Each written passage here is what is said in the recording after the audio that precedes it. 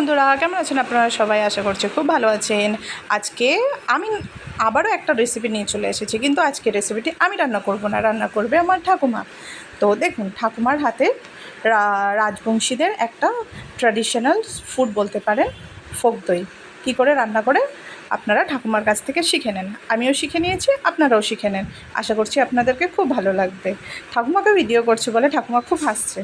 দেখুন, প্রথমেই আমি আপনাদেরকে উপকরণগুলো বলে দিচ্ছি। এটা বানানোর জন্য আমাদের কি কি লাগবে।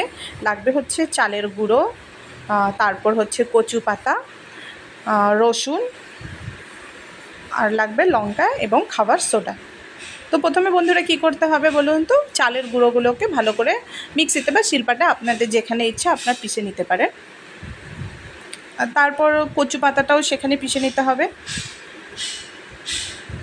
আর এই যে দেখুন, আমি দেখিয়ে দিচ্ছি এখানে রসুনগুলো আমি যে থেতো করেছি, এই যে এরকম লাগছে। দেখুন, আপনারাও এইভাবে করে একটু বেশি পরিমাণে রসুন দিবেন আর এইভাবে করেই থেতো করে নেবেন। এইবার দেখুন বন্ধুরা, আমি চলে এসেছি মেন প্রসেসে বলতে আমি প্রথমে কচু পাতাগুলোকে জল দিয়ে গুলে এই যে হাঁড়ির মধ্যে দিয়ে দিয়েছি। এবার এই হাঁড়ির মধ্যে আমি 3 চামচ সোডা দিয়ে দেবো। সোডা মানে হচ্ছে খাবার সোডা, আপনারা সবাই জানেন হয়তো। সেই সোডা অনায়াসে মুদিখানার দোকানে পাওয়া যায়। 3 চামচ মতন আমি দিয়ে দিচ্ছি। আর এখানে লঙ্কা দিয়ে দিয়েছি। এটাকে আমি গ্যাসে নিয়ে গিয়ে বসিয়ে দিচ্ছি। এই যে দেখুন বন্ধুরা, আমি এখানে বসিয়ে দিয়েছি। এবার এটা গরম হবে, গরম হওয়ার জন্য রেখে দিয়েছি। তারপরে আসবে নেক্সট প্রসেসে। আর হ্যাঁ বন্ধুরা, এর পাশাপাশি আপনারা যদি এইভাবে আলুর তরকারি রান্না করে নিতে পারেন, বেশ ঝাল ঝাল করে, খেতে দুর্দান্ত লাগে। অবশ্যই আপনারা আপনাদের বাড়িতে ট্রাই করবেন। এই রান্নাটার আরেকটা বেনিফিট হচ্ছে, একদম কোনো মতেই তেল লাগে না, কোনো রকমের তেল লাগে না এই রান্নাটির মধ্যে। আপনারা দেখতেই পারবেন। এই যে দেখুন বন্ধুরা, জলটি ফুটে এসেছে। এইবার এই যে চালের গুঁড়ো যে রেখেছিলাম আমি, সেই চালের গুঁড়ো এবার এর মধ্যে দিয়ে দিতে হবে। এই যে এখানে আমাকে ঠাকুমা শিখিয়ে দিচ্ছে, তাই ঠাকুমাকেও আপনারা রান্না করে দেখতে পারবেন। এই যে দেখুন, বলছে এরকম যখন হবে তারপরে চালের গুঁড়োটা এর মধ্যে ঢেলে দিতে হবে, আমাকে বলছিল। আমিও আপনাদেরকে বলে দিলাম সেটাই। এই যে দেখুন, এই যে এবার কি এর মধ্যে দিয়ে দিতে হবে স্বাদ মতো লবণ, আর দিয়ে দিতে হবে সেই যে থেতো করে রেখেছিলাম রসুনগুলো, সেইগুলো। বাস, আর কিছুই নেই। একদম অতি সহজেই হয়ে যাবে ট্র্যাডিশনাল একটা ফুড, যেটার নাম হচ্ছে ফোক দই। আপনারা অবশ্যই এটা বাড়িতে ট্রাই করবেন।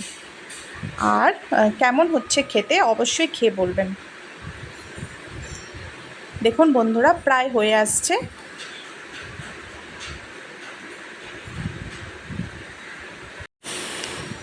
এটা যতক্ষণে হচ্ছে আপনাদেরকে একটা ছোট্ট করে গল্প শুনিয়ে দিই। গল্প বলতে আজকে আমার ঠাকুমা কিন্তু খুব খুশি, কারণ ঠাকুমার এটা হচ্ছে প্রিয় প্রিয় প্রিয়, খুব প্রিয়। এরই মধ্যে দেখতে পেলাম যে এটা একটু ঘন হয়ে গেছে, তাই ঠাকুমা বললো কি এর মধ্যে আরেকটু পরিমাণে জল লাগবে, তাই একটু জল ঢেলে দিল। আর আমাকে বলছিল আলু তরকারিতে কিন্তু খুব ঝাল দিস, ঝাল না হলে কিন্তু টেস্ট লাগবে না। আমিও দিয়ে দিয়েছি একদম 10-12টা লঙ্কা। এইটুকু আলু তরকারির মধ্যে একদম 10-12টা ঝাল ঝাল লঙ্কা। ভাবুন তো তাহলে বন্ধুরা, কেমন ঝাল হতে পারে, আপনারা একটু গেস করে নিন। এই যে এবার আমার পালা, এবার আমি ঘাটছি। দেখুন বন্ধুরা, ঠাকুমার হাতের অতি সহজ এবং সরল একটি ট্র্যাডিশনাল ফুড একদম রেডি হয়ে গেল। তো ঠাকুমার জন্য বন্ধুরা অবশ্যই একটি লাইক, সাবস্ক্রাইব এবং শেয়ার অবশ্যই অবশ্যই অবশ্যই করে দেবেন। ঠিক আছে বন্ধুরা, টাটা, বাই বাই।